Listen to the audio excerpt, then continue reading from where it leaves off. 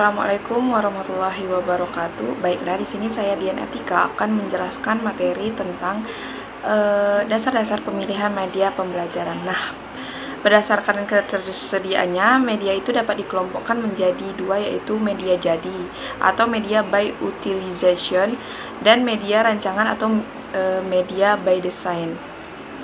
Nah, alasan utama seseorang menggunakan media adalah media dapat berbuat lebih dari biasa yang dilakukan. Nah, pemilihan media ini dilakukan agar penggunaan media dapat mencapai tujuan pembelajaran. Nah, maka haruslah dipilih media pembelajaran yang sesuai dengan tujuan pembelajaran.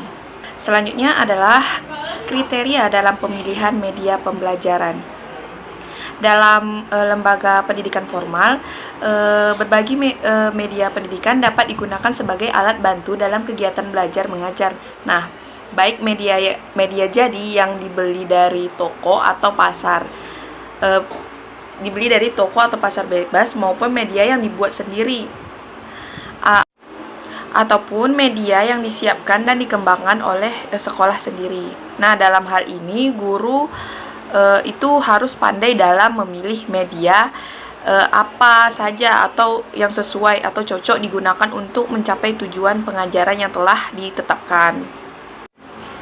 Adapun faktor atau kriteria yang harus diperhatikan dalam dunia pendidikan atau media.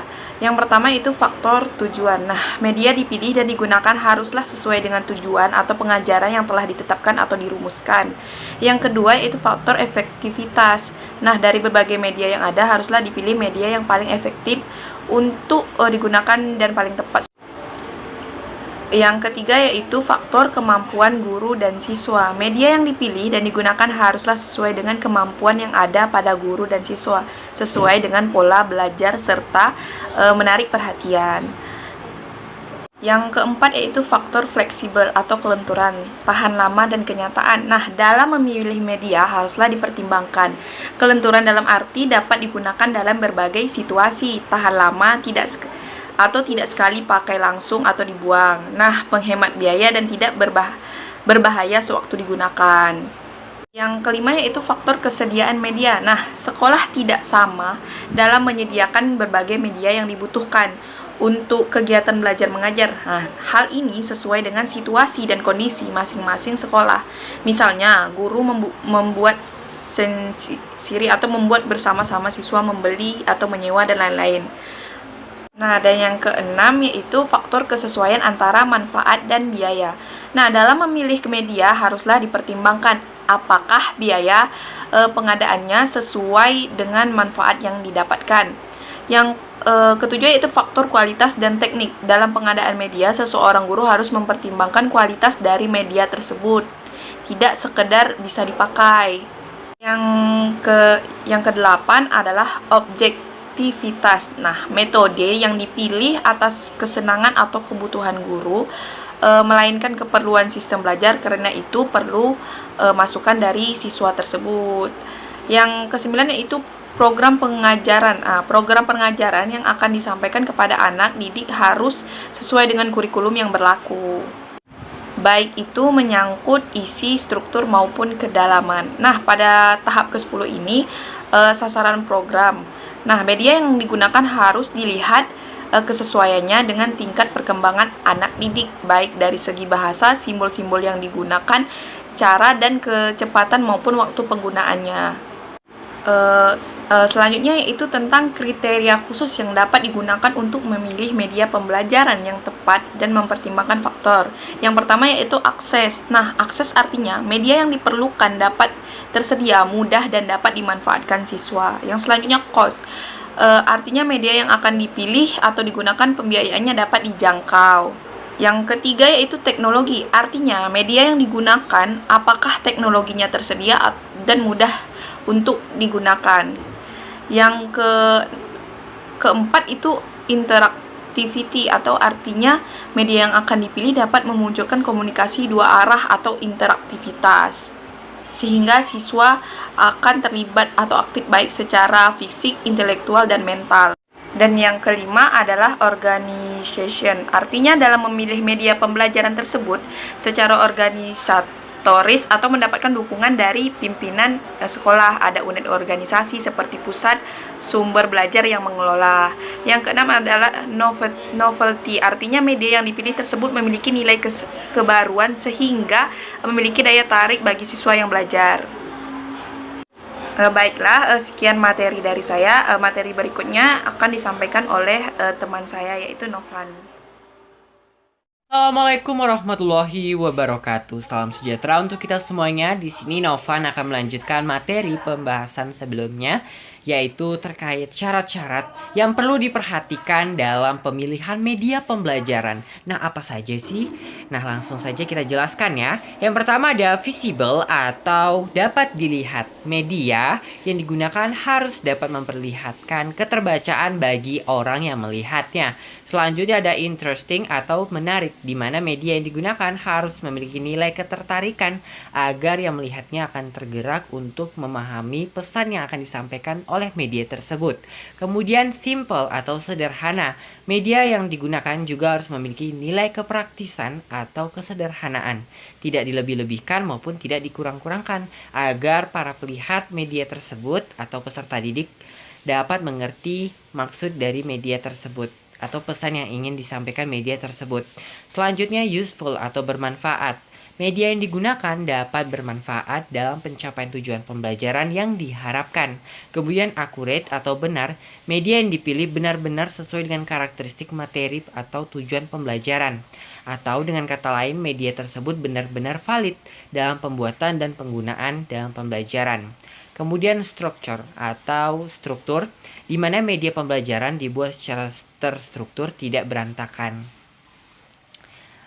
Kemudian selanjutnya ada legitimate atau sah. Nah, media pembelajaran dirancang dan digunakan untuk kepentingan pembelajaran oleh orang atau lembaga yang berwenang seperti guru. Kita lanjutkan teman-teman, alasan praktis pemilihan media berkaitan dengan pertimbangan-pertimbangan dan alasan bagi pengguna seperti guru, dosen, instruktur, mengapa mereka ini menggunakan media dalam pembelajaran. Nah, yang pertama ada demonstration. Media dapat digunakan sebagai alat untuk mendemonstrasikan sebuah konsep, alat, objek, kegunaan, ataupun cara mengoperasikan sesuatu, dan lain-lain. Kemudian familiarity, pengguna media pembelajaran memiliki alasan pribadi mengapa ia menggunakan media, yaitu karena sudah terbiasa menggunakan media tersebut. Kemudian ada juga karena sudah menguasai media tersebut. Ada pula jika menggunakan media lain belum tentu mereka bisa. Dan tentu saja untuk mempelajarinya membutuhkan waktu, biaya, dan tenaga. Sehingga secara terus-menerus ia hanya menggunakan media yang sama. Kemudian clarity. Mengapa guru atau pendidik menggunakan media? Untuk lebih memperjelas pesan pembelajaran dan memberikan penjelasan yang lebih konkret, teman-teman. Selanjutnya, active learning. Siswa harus berperan secara aktif baik fisik, mental, dan emosional. Dalam prakteknya, guru tidak selamanya mampu membuat siswa aktif dengan hanya cara ceramah, tanya jawab, dan lain-lain. Namun diperlukan media untuk menarik minat ataupun gairah dari belajar siswa itu sendiri. Selanjutnya teman-teman, prinsip-prinsip dalam penggunaan media pembelajaran. Nah teman-teman, prinsipnya itu ada 6 loh. Yang pertama, ketepatan dengan tujuan pembelajaran. Artinya, media pembelajaran dipilih atas dasar tujuan-tujuan instruksional yang telah ditetapkan. 2. Dukungan terhadap isi bahan pembelajaran. Artinya, bahan pelajaran yang bersifat fakta. Prinsip yang sangat memerlukan bantuan media agar mudah dipahami oleh siswa. Ketiga, kemudahan memperoleh media. Keempat, keterampilan guru dalam menggunakan media. Apapun jenis media yang diperlukan, syarat utama adalah guru harus dapat menggunakan dalam proses pembelajaran. 5. Tersedianya waktu untuk menggunakannya. Dan yang terakhir, sesuai dengan taraf berpikir siswa, sehingga makna yang terkandung di dalam media tersebut dapat dipahami oleh peserta didik atau siswa. Baik, mungkin itu saja yang dapat Noven sampaikan pada kesempatan kali ini. Materi selanjutnya akan disampaikan oleh rekan saya selanjutnya. Penasaran? Tonton sampai habis ya. Sampai jumpa. Sekian, terima kasih. Assalamualaikum warahmatullahi wabarakatuh. Baiklah, di sini Rika akan menjelaskan materi selanjutnya yaitu langkah-langkah memilih media. Nah, gimana langkah-langkah itu? Yang pertama ada menentukan apakah pesan yang akan kita sampaikan melalui media tersebut pesan pembelajaran atau hanya sekedar informasi umum atau hiburan. Nah, yang kedua ada menentukan apakah media itu dirancang untuk keperluan pembelajaran atau hanya sekedar alat bantu mengajar bagi guru atau disebut dengan alat peraga. Nah, ketiga ada menentukan apakah tujuan pembelajaran lebih bersifat kognitif, afektif, dan fisikomotor. Nah, yang keempat ada mereview kembali jenis media yang telah dipilih. Apakah sudah tepat atau masih terdapat kelemahan? Atau masih ada alternatif jenis media lain yang lebih tepatnya. Yang kelima ada menentukan jenis media yang sesuai untuk jenis tujuan yang akan dicapai. Nah, dengan mempertimbangkan kriteria lain seperti kebijakan, fasilitas yang tersedia, kemampuan produksi, dan biayanya.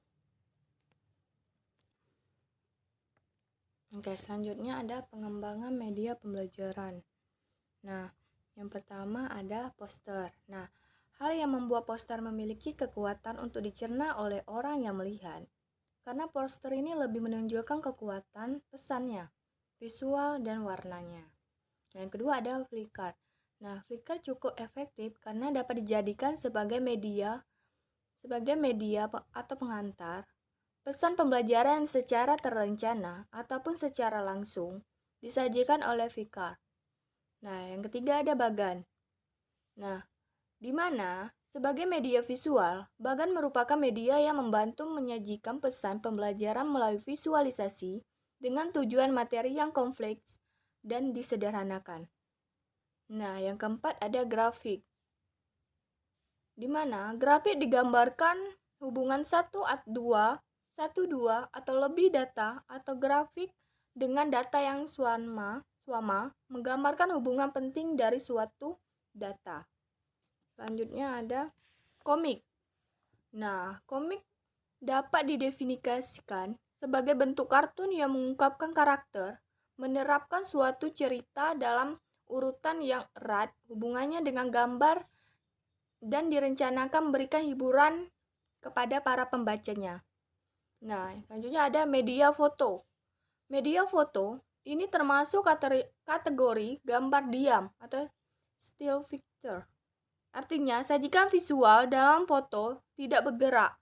Foto dapat digunakan dalam pembelajaran secara individual, kelompok kecil, atau kelompok.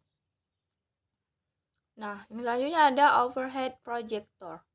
Nah, proyektor ini direncanakan dibuat untuk digunakan oleh guru di depan kelas dengan menerangkan yang normal, sehingga tetap terjadi komunikasi antara guru dan siswa. Nah, selanjutnya ada media audio. Nah, terdiri dari alat perekam, laboratorium bahasa, multimedia, proyektor. Nah, ini saja yang dapat saya sampaikan. Sekian, terima kasih. Materi selanjutnya akan dijelaskan oleh rekan saya. Assalamualaikum warahmatullahi wabarakatuh. Saya Puput Rifirandra Saputri. Di sini saya akan menyampaikan tentang karakteristik materi biologi dan tujuan pembelajaran yang dikaitkan dengan media pembelajaran biologi. Nah, yang pertama saya akan menjelaskan tentang hakikat materi biologi. Nah, di hakikat materi biologi ini memiliki beberapa ciri khas, yaitu yang pertama, peserta didik melakukan pengamatan objek dan peristiwa biologis secara nyata. Yang kedua, peserta didik melakukan tindak lanjut atau respon setelah melakukan pengamatan objek dan peristiwa biologis, di mana produk merupakan perencanaan penyelidikan ilmiah. Nah, yang ketiga, peserta didik melakukan penyelidikan ilmiah terhadap objek dan peristiwa biologis, di mana memiliki hasil yang berupa data-data atau fakta-fakta tentang objek pengamatannya tadi. Nah, yang keempat itu peserta didik membangun konsep dan prinsip keilmuan biologi. Yang kelima, peserta didik menerapkan konsep dan prinsip keilmuan biologi untuk memecahkan masalah sendiri.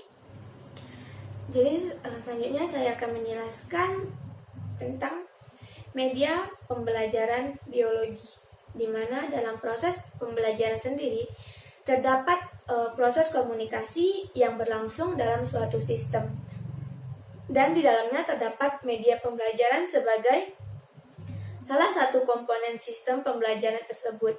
Menggunakan media dalam proses pembelajaran harusnya didasarkan filosofi atau alasan teoritis yang benar. Nah, istilah media yang merupakan bentuk jamak dari medium secara harifah, berarti perantara dan pengantar. Jadi media itu ya bisa kita istilahkan hanya sebagai pengantar atau perantara saja saat kita dalam proses pembelajaran terjadi. Nah, media juga disebut sebagai segala sesuatu yang dapat digunakan untuk menyampaikan pesan dari pengirim kepada penerima pesan, sehingga dapat merangsang pikiran, perasaan, dan perhatian anak didik untuk tercapainya tujuan pendidikan. Jadi media juga sebagai salah satu alat perantara untuk seorang guru menyampaikan pesan kepada anak didik agar anak didik itu bisa menerima pesan tersebut dengan baik. Nah, media juga mempunyai manfaat loh. Media memiliki manfaat untuk menunjang proses pembelajaran. Hal ini bukan saja membuat penyajian menjadi lebih konkret atau lebih mudah, tetapi juga dapat berupa kegunaan yang lain. Jadi media ini bukan hanya untuk sebagai penyajian yang agar lebih mudah menyampaikan, tidak, tetapi media juga memiliki kegunaan yang lain. Contohnya ya seperti tadi, media ini juga memiliki kegunaan untuk mempermudah atau menjadi suatu bahan ajaran di mana proses pembelajaran itu berlangsung. Nah, yang ketiga itu ada posisi media pembelajaran. Nah, proses pembelajaran merupakan proses komunikasi dan berlangsung dalam suatu sistem, maka media pembelajaran menempati posisi yang cukup penting sebagai salah satu komponen sistem pembelajaran. Tanpa media, komunikasi tidak akan terjadi dan proses pembelajaran sebagai proses komunikasi juga tidak akan bisa berlangsung secara optimal. Nah, media pembelajaran adalah komponen integral dari sistem pembelajaran. Nah, jadi media itu merupakan suatu komponen yang sangat penting di dalam proses pembelajaran. Nah, selanjutnya, agar tercapai pembelajaran biologi yang efektif, maka harus diperhatikan beberapa prinsip. Nah, yang pertama, student-centered learning. Siswa ditempatkan sebagai subjek belajar. Artinya, proses belajar dilakukan oleh siswa dengan melakukan suatu kegiatan yang telah direncanakan oleh guru untuk menanamkan konsep-konsep tertentu. Di mana maksudnya itu adalah siswa harus dijadikan sebagai subjek belajar oleh guru, dan di mana proses belajar dilakukan oleh siswa dengan melakukan suatu kegiatan yang telah dirancang atau yang telah dibuat oleh guru agar ilmu yang guru sampaikan atau ilmu dalam materi tersebut tersampaikan kepada siswa. Yang kedua, learning by doing, di mana proses pembelajaran biologi dilakukan dengan merancang kegiatan sederhana yang dapat menggambarkan konsep yang sedang dipelajari. Jadi proses pembelajaran biologi itu juga harus dilakukan dengan suatu rancangan kegiatan yang sederhana. Jadi guru harus membuat suatu rancangan kegiatan yang sederhana tentang materi tersebut agar siswa mendapatkan konsep yang sedang dipelajari atau siswa mendapatkan ilmu yang sedang dipelajari. Nah, yang ketiga itu ada joyful learning.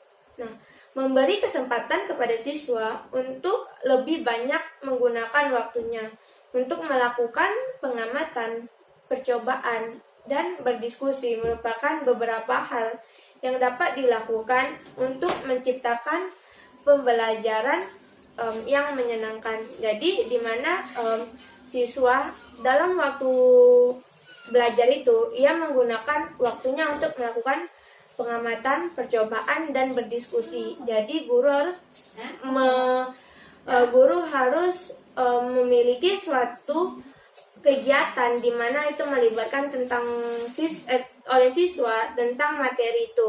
Yang keempat, meaningful learning. Pembelajaran menjadi bermakna jika siswa dapat mengalami sendiri dan dapat meningkatkan dengan kehidupan sehari-hari. Jadi pelajaran akan lebih bermakna atau akan lebih mudah dipahami jika siswa dapat mengalami sendiri atau siswa dapat melakukan kegiatan itu sendiri dan dapat mengaitkan atau dapat menyambungkan dengan suatu kejadian atau peristiwa yang dialaminya sehari-hari.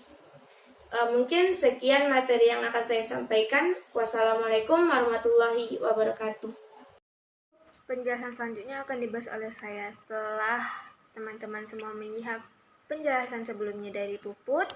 Ada juga itu yang dinamakan dengan daily life problem solving, di mana ini merupakan suatu pemecahan masalah sehari-hari. Lalu apa saja media-media pembelajaran biologi? Nah, dalam proses pembelajaran terdapat proses komunikasi yang berlangsung dalam suatu sistem, dan di dalamnya terdapat media pembelajaran sebagai salah satu komponen sistem pembelajaran tersebut.